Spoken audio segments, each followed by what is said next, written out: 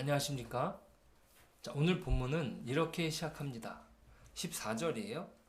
지혜 있는 자의 교훈은 생명의 샘이니 사망의 그물에서 벗어나게 하느니라. 지혜 있는 자의 교훈은 하나님을 경외하는 것입니다.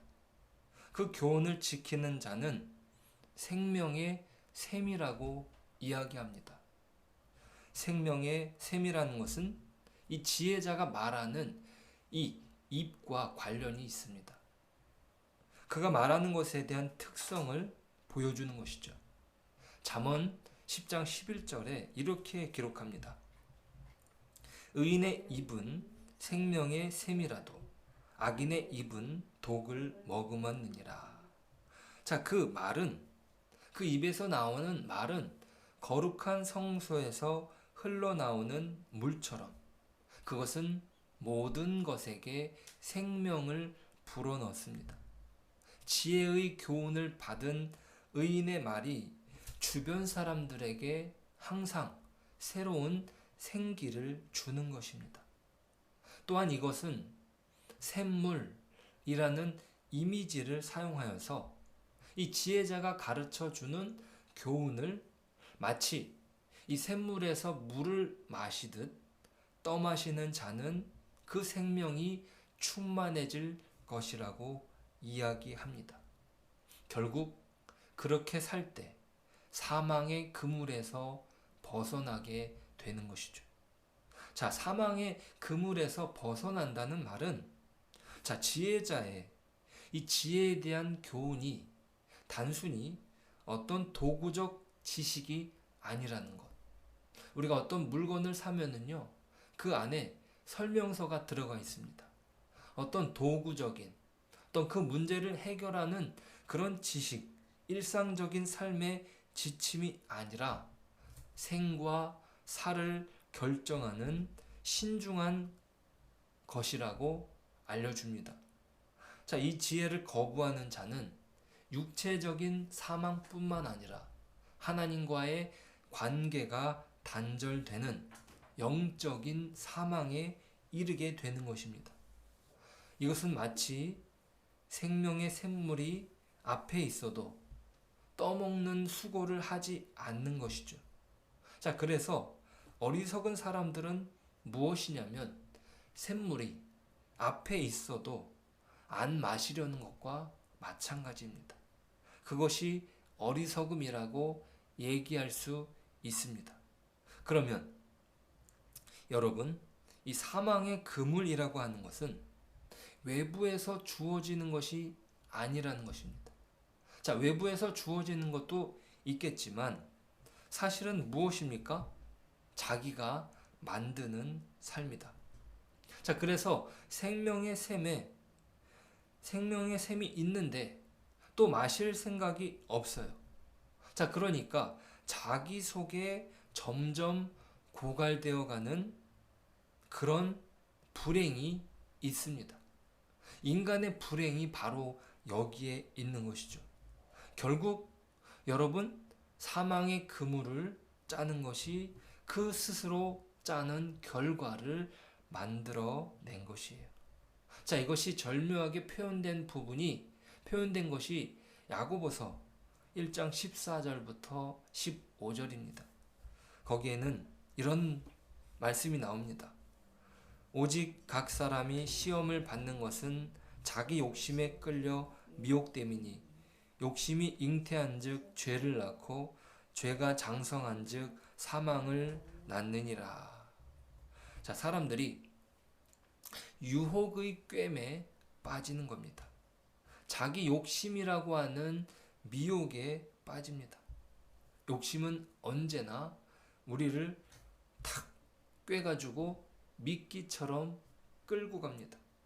자, 그렇게 하면 죄를 낳고 죄가 장성하면 사망하게 됩니다. 욕심 없는 사람이 없죠. 자, 그래서 욕심은 어떤 사람이 근면하게 만드는 긍정적인 부분도 있습니다. 근데 문제는 과한 욕심, 탐심이 문제인 것이죠. 자, 이 탐심이라는 것, 탐욕이라는 것은 뭐냐면 자기에게 주어져 있는 현재의 삶을 만족하지 못하는 거예요. 자, 그래서 욕심이라고 하는 것은 결국 우리로 하여금 그 욕심에 사로잡히게 그물처럼 우리를 올가맵니다. 자, 그러면 현실은 불만족스러운 거죠. 현실은요, 너무 불만족스러운 거예요. 자, 그러니까 그 불만족스러움의 이유는 다른 사람에게서 핑계를 댑니다. 자기를 돌아보지 못하는 거죠. 내가 원하는 것을 저 사람이 가져갈까봐. 지금 내가 불안한 거예요. 자, 그러니까 욕심이 잉태할 때 죄를 낳은 까닭이 뭐냐면 욕심은 늘 다른 사람을 배제시킵니다. 자, 그렇기 때문에 욕심은 다른 사람과 나눌 수가 없는 거죠. 그렇지 않겠습니까? 다른 사람과 나눌 수 없기 때문에 항상 타자를 배제하도록 돼 있기 때문에 욕심은 죄를 낳습니다. 그리고 이것이 점점 커지면 결국은 이것이 사망을 가져다 줍니다. 영혼의 사망을 낳습니다. 자기 중심성이 결국 타자를 배제하는 마음으로 나타나는 거죠. 자, 그런데 지혜의 말씀과 교훈을 잘 받아들이는 사람은 사망의 그물에서 벗어나고 생명의 물을 마시게 되고, 그것은 이 과정을 거꾸로 해보면, 자, 불만족은 뭡니까? 욕심에 빠지면 불만족하게 되는데 지혜의 말씀은 뭐라고 얘기하냐면 불만족하기 이전에 지금 내가 가지고 있는 것들을 누릴 수 있는 자족을 가지라는 겁니다. 자, 이미 내게 주어져 있는 것을 충분히 누릴 수 있어야 되는 것이죠. 내게 주어져 있는 것들은 누리지 않고 내게 결핍된 것만 바라보기 시작할 때 그 사람은 불행의 수레바퀴를 수없이 돌리는 겁니다. 자, 그래서 없는 것만 자꾸 헤아리게 되는 것이죠. 자, 그러면 우리가 가지고 있는 것, 우리에게 주어져 있는 것을 즐길 필요가 있습니다. 자, 그래서 우리에게 권면하는 것. 자, 19절에 보면은요.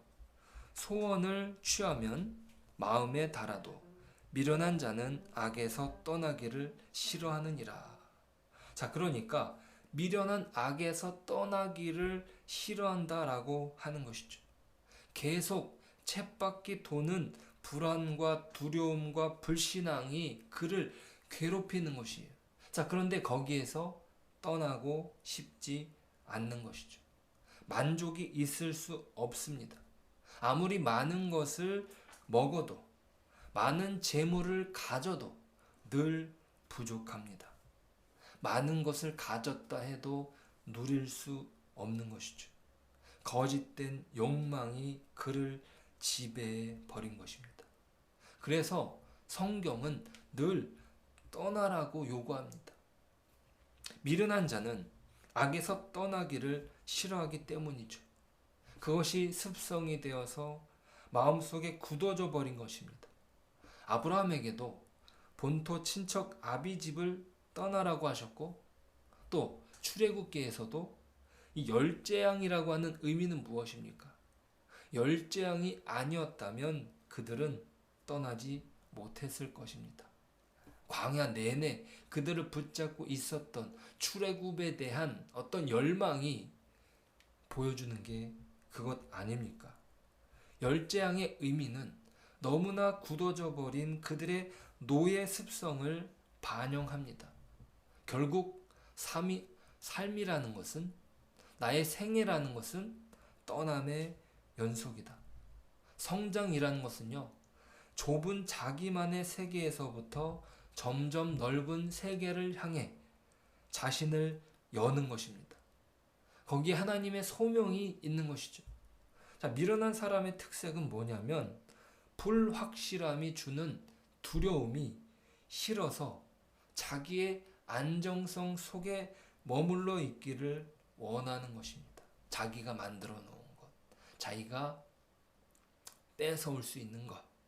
자, 그래서 그의 삶은 언제나 정죄된 삶일 수밖에 없습니다. 그 죄에 머물러 있는 것이죠. 자, 그 다음에 우리 17절을 한번 보실까요?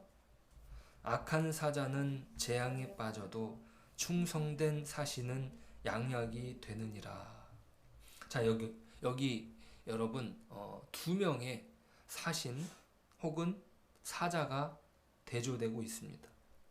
자, 여러분 지금도 그렇습니다만, 자, 우리나라를 대표해서 사신으로 사자로 보내지는 이 외교관들이 세계 각지에 나가 있습니다. 그 사람들은요, 우리나라를 대표하는 사람들이에요. 자, 그러면 그분들을 이 나라에서 뽑을 때 어리석은 사람들을 뽑겠습니까? 어리숙한 사람들을 뽑겠습니까? 아니죠. 최고의 인재들을 가려서 보내는 것이에요. 자, 우리나라를 대표하는 선수들, 뭐 축구 선수든 양궁 선수든 뭐 체조 선수든 그들은 모두 최고의 기량을 가진 사람들이에요. 자, 최고의 지성과 최고의 수준의 사람들입니다. 사자는 그런 사람들이라고 얘기할 수 있겠습니다. 자, 그런데 문제는 뭐냐 하면 악한 사자가 있고 충실한 사자도 있는 거예요. 자, 악한 사자는 뭡니까? 자기에게 주어져 있는 책임을 특권으로 바꾸는 거예요. 자, 내가 나라를 대표하는 사람인데 내가 이 정도는 대접받아야지. 이 정도 누리는 거는 괜찮은 거야. 뭐 그렇게 책임을 특권으로 바꾸는 사람들이 있습니다. 자, 그러니까 하나님이 나를 예를 들어서 그러니까 하나님이 나를 내 종으로 하나님의 종으로 좀 일하라고 하셨어요. 자, 그래서 하나님이 나를 당신의 일꾼으로 삼으셔서 그러면 내가 거기에 충실해야 되는데 그런데 내가 하나님의 사신이야 이러면서 내가 그것을 특권으로 바꾸는 순간 그는 어리석음에 빠지는 것입니다. 그는 스스로 불행에 빠질 뿐만 아니라 보내신 분도 곤경에 빠뜨리는 것이죠. 왜요? 하나님을 대신하여 보내어진 사자이기 때문입니다. 자기가 어떤 사람으로 부름을 받았는가. 자, 그런 반면에 충성된 사신은 자, 보낸 이에게 양약이라고 했습니다. 자, 요한복음에서 예수님은 사자로 소개가 됩니다. 보냄을 받은 자로 소개하고 있습니다. 보내음을 받은 자에게 요구되는 것은 무엇입니까? 가장 큰 기쁨은 무엇입니까? 바로 보내신 분의 뜻을 완수하는 거예요. 그렇죠. 뜻을 완수하는 거죠. 자, 그런데 예수님은 뭐라고 얘기하셨냐면 보내신 분의 뜻을 완수하려면 이 땅에 머무는 건가요? 아니면 보내신 분에게로 돌아가요? 자, 돌아가야 하는 거죠. 돌아가는 것은 바로 세상에서 돌아감은 죽음이라고 얘기합니다. 자, 그런데 예수님은 이 돌아가시면서 이때를 뭐라고 얘기하냐면 바로 영광이라고 이야기합니다. 자, 누구에게 영광이냐면 하나님의 뜻을 완수한 사람들의 영광이 되는 것입니다. 예수님은 그렇게 십자가상에서 다 이루었다라고 말씀하신 것입니다. 세상 사람들이 보기에는 실패의 자리이고 세상 사람들의 보기에는 완성되지 않은 자리입니다. 그런데 다 이루었다. 자, 이것은 무엇입니까? 내가 원하는 것을 이루었다는 뜻입니까? 아니죠. 보내신 분의 뜻을 이루었다는 의미입니다. 그렇게 되었을 때 그것이 죽음조차도 영광이다 그 죽음을 통해서 이루고자 하시는 하나님의 뜻을 이룬 것이죠. 이것이 바로 요한복음에서 중요한 핵심입니다.